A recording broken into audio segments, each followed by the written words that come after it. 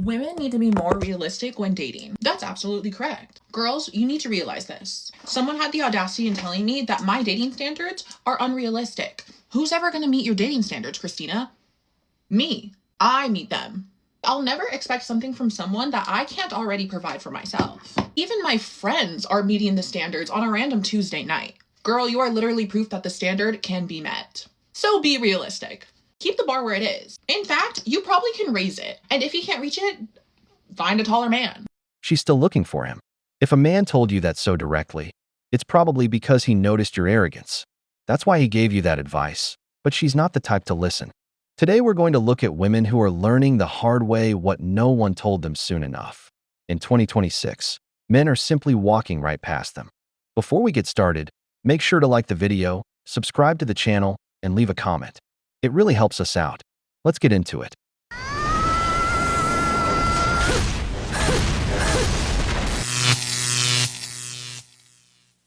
2026 program rules. Number 1. You will not be hanging up the phone with me every single time that somebody else calls. Especially if you're not going to do the same when you're on the phone with somebody else and I call. I had an ex-girlfriend who would hang up the phone with me every single time somebody else called, without fail. Didn't matter who it was. Mom, grandma, sister, cousin, friend, acquaintance, old co-worker, ex-girlfriend. Yeah. Don't worry, we're not talking about that. We're past it. We're past it. Big red flag. I know, do not mention it. Thank you. It's okay, sometimes. Sometimes, but not all the time. No, because I should be up there on the list. Put me up high. We're not doing the whole hang up. Especially if we've been dating for a while. Early on in a relationship, that's a little different, right? Like, I'm not your number one priority. But if we've been dating, we're not doing that. I'm not tolerating that. Stay on the phone with me. Don't you want to talk to me? Even if we were in the middle of a conversation. Oh, hang up. Or if I called while she was on the phone with somebody else. Sorry, I'm on the phone. I'll call you back later. Why can't you send them that text when we're on the phone? Thank you. Oh, hell no!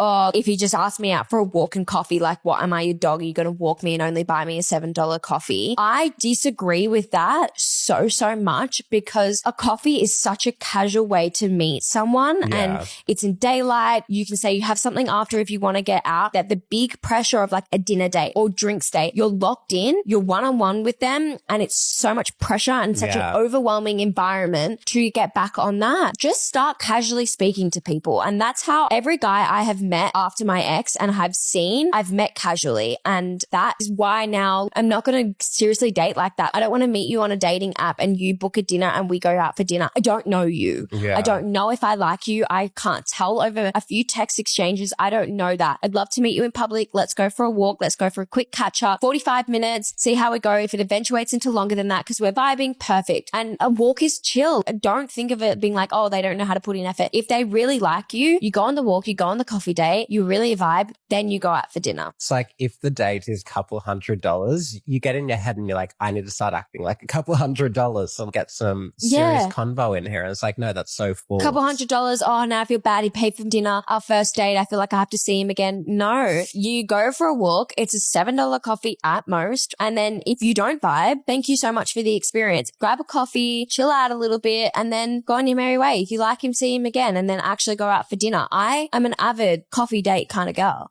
Something that really confuses me about dating in 2026 is that men will tell you that they really enjoy spending time with you. They want to see you again. You talk about future plans, going places and doing things together. And then they just slowly stop responding. Or like send the most basic text that you have to fight for your life to like keep the conversation going. So like, clearly you're not interested. Why are you telling me that you still want to see me again? Like, just say you don't. It's not that hard to be honest and communicate accurately and be transparent about how you're feeling, because now I'm sitting here being like, we just spent a week together. He told me he wanted to see me again. We made plans for the summer. We talked about, how we're so similar in so many ways and that we like spending time together. And now I'm just being breadcrumbed to be kept along for the convenience of those plans in the summer. but he doesn't want the in-between of from March until June. Just wants to pop up again in June. Which I realize it just freaking sucks to go through every single time. Because every time I think I start to like a man, which is the worst thing ever, he shows me why I shouldn't.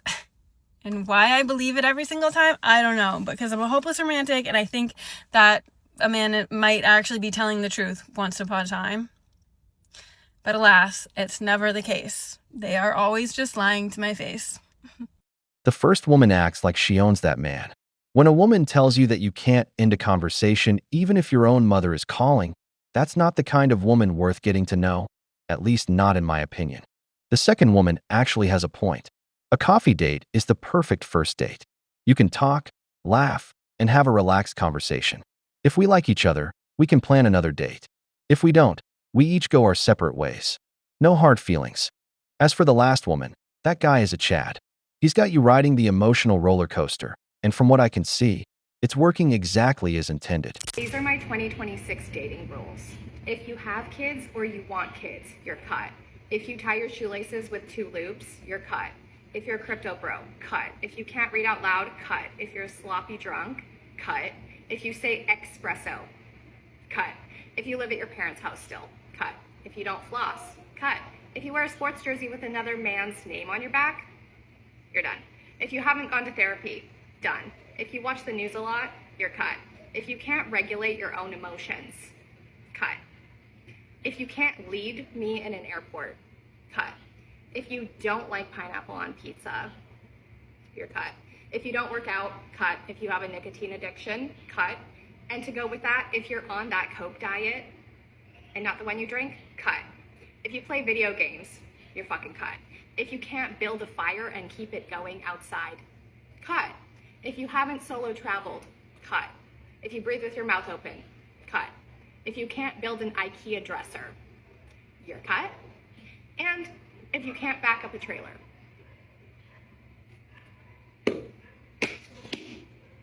God damn it! You can't make this shit up!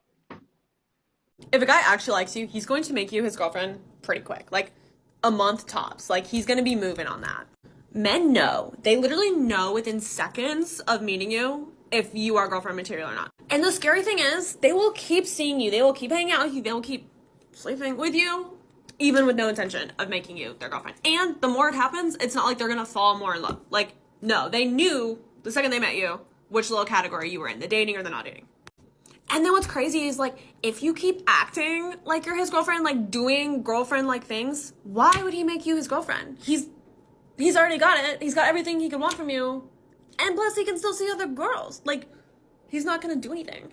So, like, if the situation sounds like you, and girl, I've been there. I have been there. I've been mayor of that city. I swear to God. Like, you gotta get out, because it's not gonna get any better. He's not gonna get any better. And here's the thing. There's going to be some man out there who will meet you in this second and be like, oh yes, I want this girl to be my girlfriend. She is the best.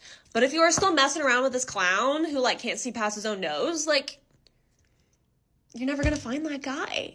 So, like, stop bottling yourself up with this stupid guy who's annoying, who can't figure himself out, and who is trying to take advantage of you. Go find your Prince Charming, because you freaking deserve one. Okay, you guys, so I let a friend convince me to try online dating. Not the move. Nope. The first guy I matched with me just to tell me I was fat.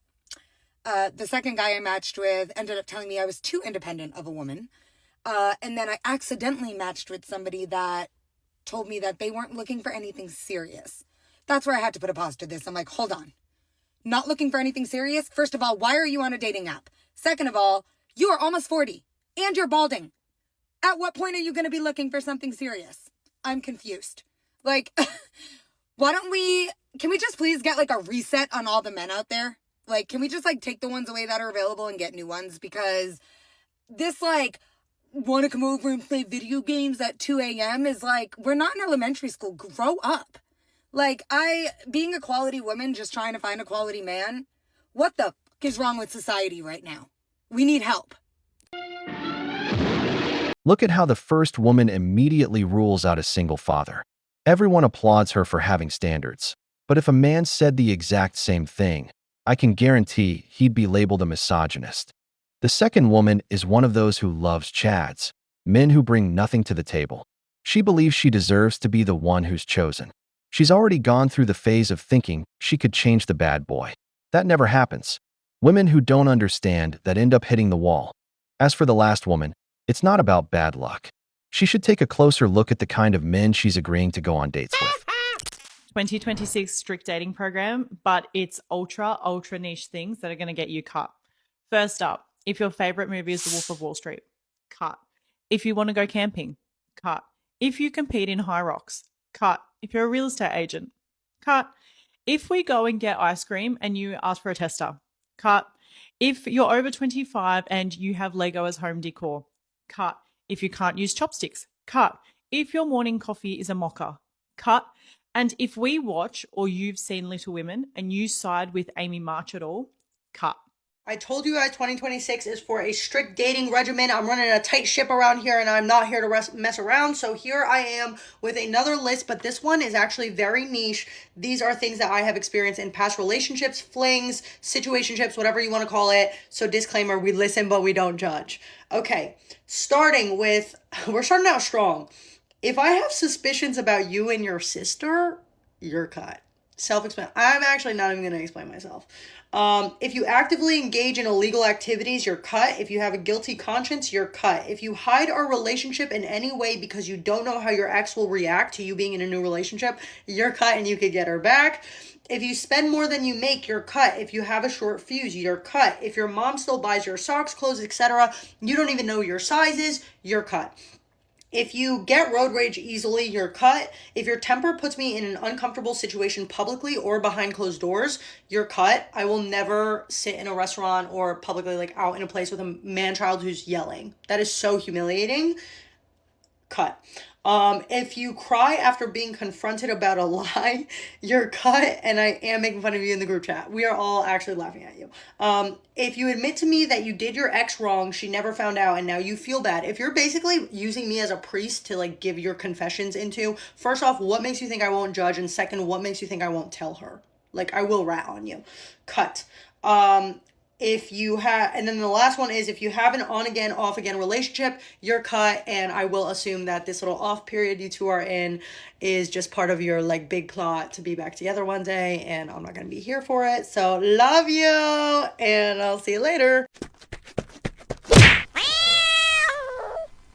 Some of the smartest girls, and hottest, by the way, that I've ever met know how to play dumb. And at first I had no idea what they were doing because we would be one way when it was just us girls, and then we would go out together and they would be complete idiots in front of these men. And I say idiots lovingly, but truly they would be like, oh my God, can you please call the bartender over? It's like he's not paying attention to us. And then what would they get? Drinks. Okay. Or, oh, what is a financial advisor? Not only would they get dates, they would also see how these men would try to manipulate them. See, playing dumb was a filtration system for them. They would really be able to tell that these guys who were actually jerks would try to take advantage of the fact that they were so innocent and didn't know any better. But really, they were just testing these men to see how far these men were willing to go because of the fact that they didn't think that they had anything up here. It may be a little bit toxic at first, but in 2026, dating is hard. It's a contact sport. So if you really want to filter these guys out and really see who's of good character or who's not, playing dumb is one of the smartest things you can do. And then they wonder why men are simply passing them by. Just look at the kind of nonsense men have to deal with these days. At this point, it doesn't even matter if you're hardworking or have goals. The list of expectations has become so ridiculous that trying doesn't even seem worth it. And you know what's the worst part? The women who demand the most are often the ones who bring the least to the table. They don't offer even half of what they expect from you, yet they still expect you to be perfect. That's why you're seeing more young men today focusing on their own path, building their future, getting their passport, leaving the country, and finding a woman somewhere else who's more aligned with their purpose. Women. We've reached the end of the video, but before we go, we want to leave you with these questions. Why does the modern woman have endless lists of demands? yet never ask herself the same questions. Do you think women today are asking for too much while putting too little on the table? If you enjoyed the video, hit like, subscribe to the channel, and turn on the notification bell. Your support means a lot to us and motivates us to keep creating more content. Don't miss the next video in the wall.